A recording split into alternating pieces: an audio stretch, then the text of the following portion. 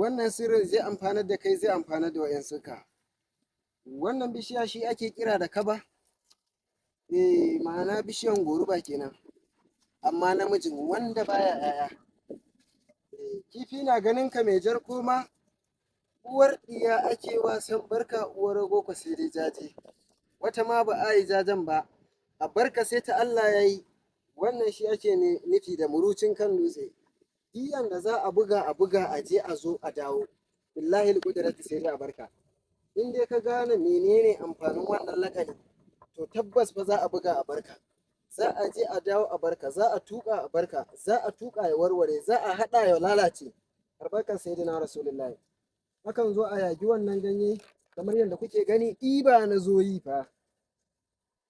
Na ce sai na yi ma 'yan uwa ƙarin bayani, domin irin alkhairin da Ubangiji ya sada ni da shi na sanin wannan abu. Dan na ɓoye ban ba ma wani ba, ban san ƙari da komai ba. Yau muke gobe ba mu ba, kana naka Allah na nashi. To ka yi silan zamowa ƙarshen matsala ta wuri da wannan bidiyon da za ka yi sharing ɗinta.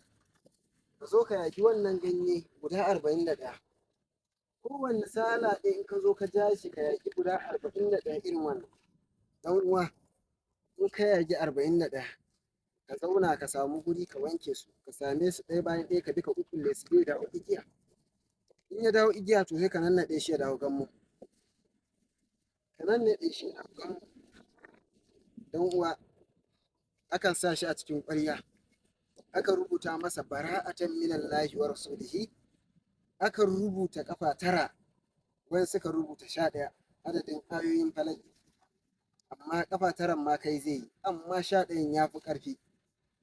Ka rubuta masa yasin ƙafa 9, ka rubuta masa tabara ƙafa 9, uluhiyya ƙafa 9, falaki ƙafa 9, nasu ƙafa 9. In ka wanke rubutun, dan uwa ka zuba kan wannan gamman da ka sa a cikin ƙwaryan. Ka bar sai kwana 3. Daga nan za ka fara sha kana shafa a jikinka. Kwana 6 na baka albarkar sayyidina rasulullahi. Dalilin wanda ya yi ne ya yi ka, Allah zai kawo ƙarshen matsala ta haka, kuma sannan zai nuna ma taskar da ido da ido. Ba mai yi sai Allah, ba mai baka sai Allah, ba mai taimakonka sai Allah, ba mai tsayawa a cikin lamuranka sai Allah. Wannan kuma aya ce ta Allah, sura ce ta Ubangiji. Wannan Allah zai yi katangan ƙarfe daga sharrin maƙiya tsakaninka da su, dalilin sayyidina rasulullahi. A yi amfani da wannan taskar, Allah zai nuna ma ayar a tafin hannunka. Daga lokacin da ka fara amfani da wannan sirrin zuwa lokacin da za ka gama, duk wanda kake tare da shi ba da zuciya ɗaya ba, duk wanda yake tare da kai ba da zuciya ɗaya ba, duk wanda ke nufin ka da shari ko yake bin ka da shari ko yake ma sharri ko munafunci ko kulle ko hasara, billahi al-qudrati daga nan zuwa daga lokacin da ka fara kafin ka ƙare, za ka ga yana shiga masifa wanda ba kai ka sa shi ba. Masifan da ya kulla ma sai koma gare shi, bala'in da ya haɗa ma sai koma gare shi, munafuncin da ya haɗa ma sai koma gare shi. Allah zai kawo ma waraka da sukuni da salama, wanda za ka samu mafita da ‘yanci ka shaƙi iskan duniya ka zauna lafiya. Allah zai tsare ya kare albarkar sayyidina rasulullahi.